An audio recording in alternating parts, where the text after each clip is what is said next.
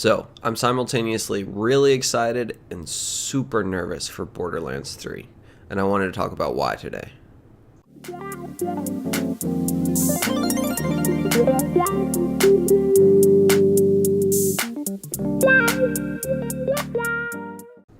So I think we all know that 2K Games has been pretty vicious when it comes to monetizing their games in the past. We look at NBA 2K19 and we see all the loot boxes there, all the monetization, the money that they're trying to get you to spend, whether it's on upgrading your character or buying new packs for my team. And if we take a bigger look at the picture of the publisher overall, which is Take-Two Interactive, and we look at Red Dead Redemption recently, or specifically online, and we look at the monetization practices there where the economy is just inflated, everything costs more than it should, and so they're encouraging you to buy money basically in the game. And then we take a look again at GTA Online, the highest grossing game of all time, made the most money, and again we just see kind of vicious monetization practices where you buy something and you just are constantly having to work to upgrade and move up, and that's the whole design cycle of that game. And now I'm not saying that those games were not good. Those practices just make me really worried for Borderlands, because Borderlands as a franchise has been all about freedom. It's been one of the best loot shooters, in my opinion, to ever come out.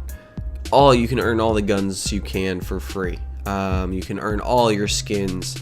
They even have those shift codes that come out every once in a while on their Twitter account that you can redeem for keys, which get you better weapons or new skins, etc. And so when there's a chance that all that might go away. Now, the last Borderlands came out in 2014, really before the craze of the loot box began. If you look at NBA 2K14 or even 2K15, you can see some of the monetization practices, but they're not nearly as bad. And man, those games were a lot better than they are now, because that really wasn't in there. I mean, you could still buy VC, but not at the rate that you need to now in the current generation of the game. So what are some of the ways that they could decide to monetize Borderlands? Now, if they go the route that they have in the past and go with more DLC that actually has more content, fantastic. That's what I want. Borderlands has always had great DLC. They haven't hidden story behind the DLC. It's always been the main game is the main mission. You beat that, you beat the story, and it's great. And then the DLC just adds these fun little worlds. You've got Tiny Tina's Keep, which was like a fantasy adventure game in Borderlands 2.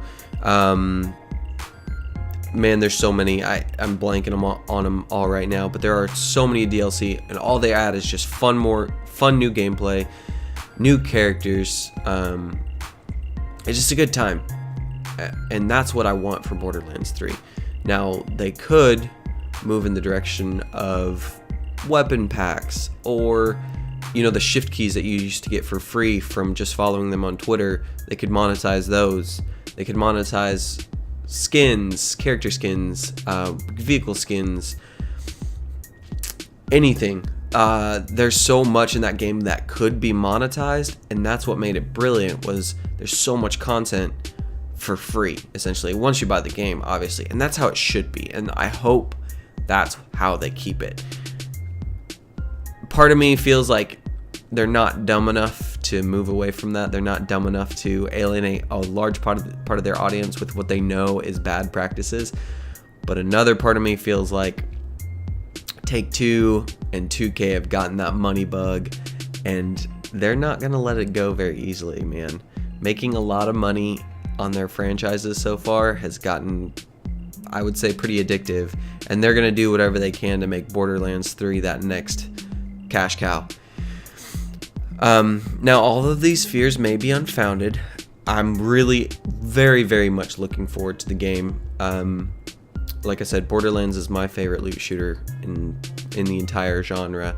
It's got great combat, great art style, fantastic guns. The amount of guns is insane. Like I can't overstate that. great bosses, just a great grind cycle. Even the 3 different levels of gameplay. You know, you start with your basic one, you go to Vault Hunter mode, and then you go to True Vault Hunter mode, and it's just the replayability of a single game. While the missions may only be 20 hours, you're gonna sink 60 hours into one character easily, and then each character has their own play loop. Essentially, it's an endless game if you want it to be. So I'm excited about Borderlands 3. I'm also very, very nervous about what they could do with it and how they could ruin it. Again, if you look at their current games, it's a little troubling. But all that to say, I'm looking forward to it, but I'm a little apprehensive. So yeah, let me know what you think in the comments. If you think they're just gonna roll with the old style, which would be fantastic, or if you think there's gonna be some predatory monetization in the new game. My dog really wants to come in. Come on, bud. So if you liked the video, please hit that like button, subscribe for more content like this. I'm going to be trying to do more commentaries on the gaming world, gaming news, etc. Looking forward to the Borderlands 3 release.